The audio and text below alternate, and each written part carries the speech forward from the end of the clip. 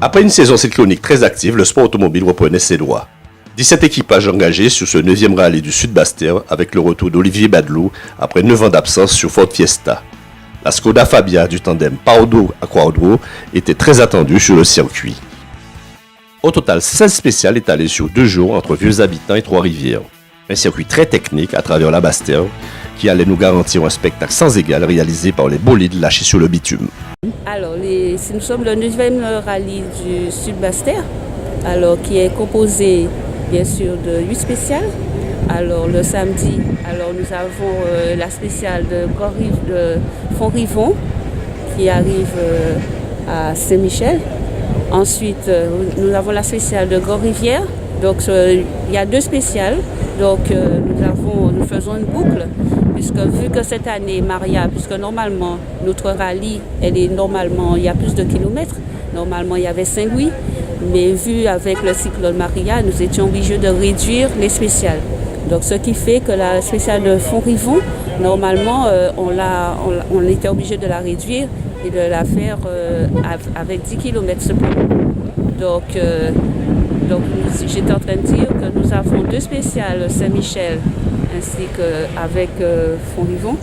Ensuite, nous avons Gand-Rivière qui se termine. Alors la spéciale de Gand-Rivière. Et ensuite, nous partons sur Vieux-Fort et ensuite Cardonnet.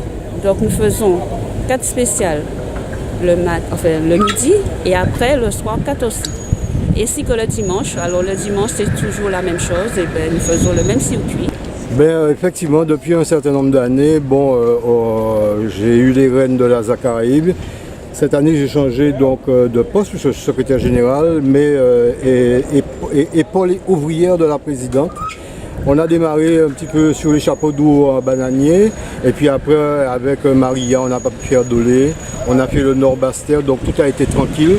Et là, aujourd'hui, on pense qu'effectivement, avec le rallye du Sud-Bastère, nous aurons finalisé notre saison, ce qui permettra à la présidente de prendre encore plus confiance et aussi de toucher de plein pied l'intégralité de l'organisation du rallye, puisqu'elle ne le faisait pas intégralement. Maintenant, elle sait. Et je remercie tous ceux au sein de l'équipe dirigeante qui nous aident aussi à mener à bien ce rallye. Un petit mot sur l'épreuve en elle-même, les difficultés. Alors l'épreuve, 16 épreuves spéciales, donc 4 épreuves à parcourir 4 fois.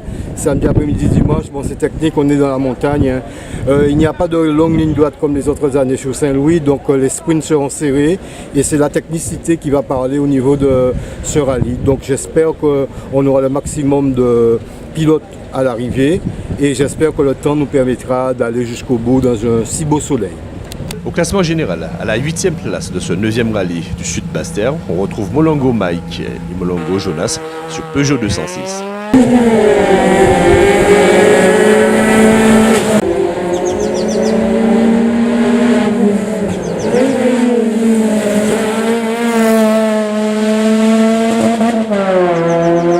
7e au scratch, l'équipage pommier Eric Bourgeois-Nicolas sur Suzuki Swift Sport.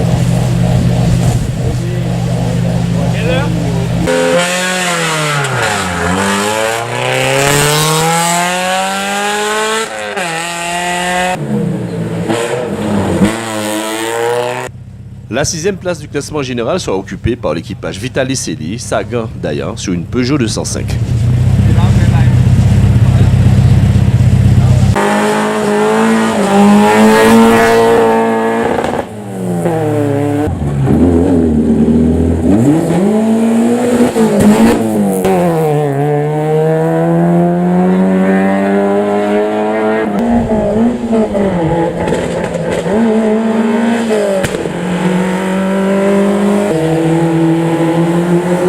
La Citroën C2 Super, pilotée par Vilma Jean-Pierre et Nazaré Auger, prendra la 5e place au scratch.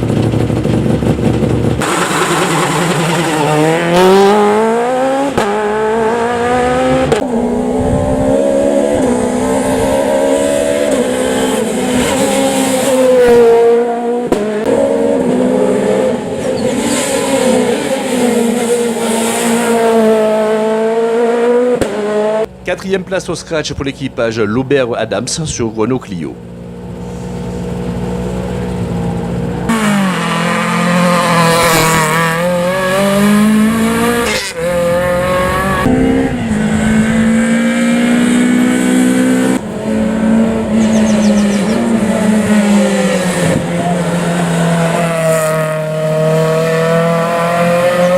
Olivier Badlou, quant à lui, après 9 ans d'absence, effectue son retour en compagnie de Altis sur une Ford Fiesta et prendra la 3e place au scratch.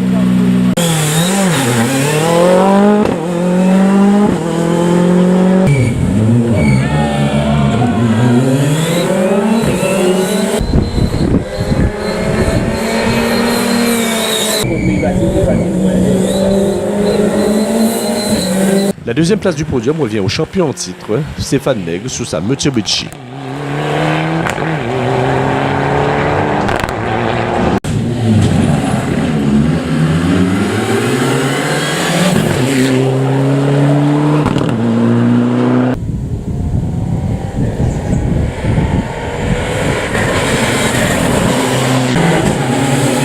Et enfin, le grand vainqueur de ce 9e rallye du Sud-Bastère, l'équipage Pardo à Quadro sur une Skoda Fabia.